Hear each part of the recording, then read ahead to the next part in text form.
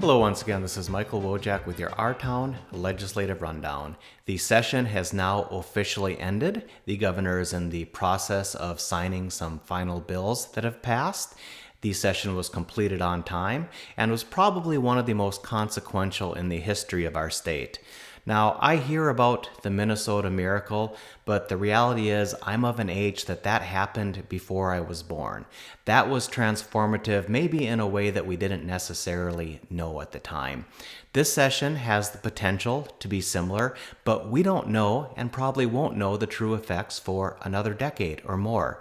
We do know that major initiatives got passed this year. School funding was dramatically increased. There's universal free lunches. There's substantial LGBTQ protections in the state, along with abortion protections. There's substantial policies related to clean energy and the environment. Paid family and medical leave is becoming a reality. Gun safety measures passed the state legislature.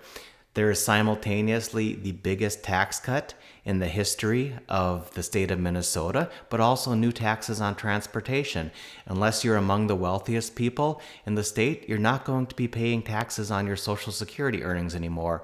And finally, a bonding bill passed and marijuana set to be legalized in the state of Minnesota. That's a lot for one session. Now, I could really go on and on about everything that's happened in the state this year, and it is tempting to. I mean, hey, $1 billion for housing as well. The reality is there are some tremendous journalists who cover the legislature who put together great session recaps, including locally here, Matt Stoley with the Rochester Post-Bulletin put together a local summary.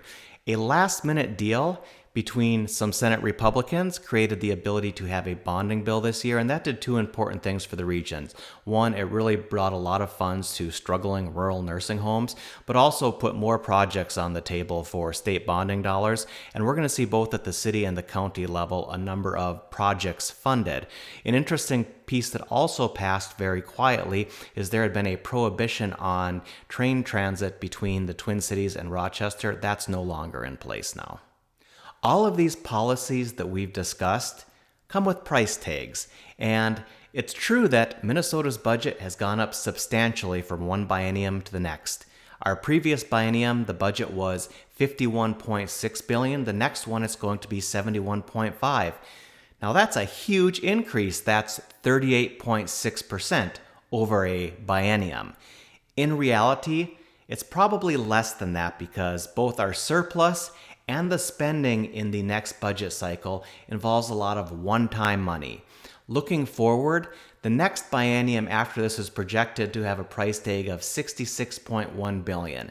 If we take a look at the 4-year period from the last budget to that one 2 years out, we actually see that the compound annual growth rate is about 6.4%.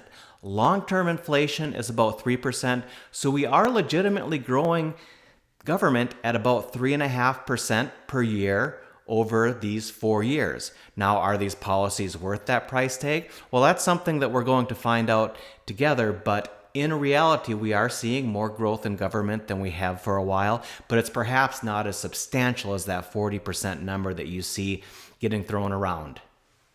Gotta say, I love numbers. This has been Michael Wojcik with your Our Town Legislative Rundown.